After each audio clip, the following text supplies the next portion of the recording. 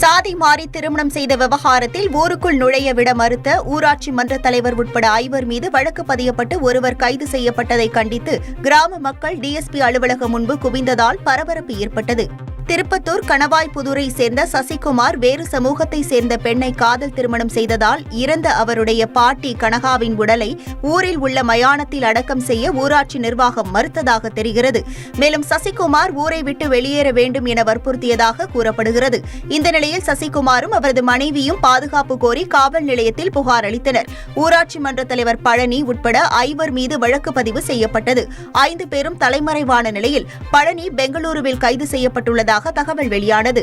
இதையடுத்து கிராம மக்கள் 100க்கும் மேற்பட்டோர் வாணியம்பாடி டிஎஸ்பி அலுவலகம் முன்பு கூடியதால் பரபரப்பு நிலவியது.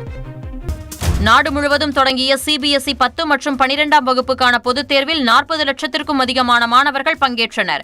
7842 மையங்களில் தேர்வு நடைபெற்ற நிலையில் 10ஆம் வகுப்பு பொதுத் தேர்வை 24 லட்சம் மாணவர்களும் 12ஆம் வகுப்பு பொதுத் தேர்வை 17,88,000 மாணவர்களும் எழுதினர். 10ஆம் வகுப்பு பொதுத் தேர்வு மார்ச் 18ஆம் தேதி வரையிலும் 12ஆம் வகுப்பு பொதுத் தேர்வு ஏப்ரல் 4ஆம் தேதி வரையிலும் நடைபெறவுள்ளது குறிப்பிடத்தக்கது.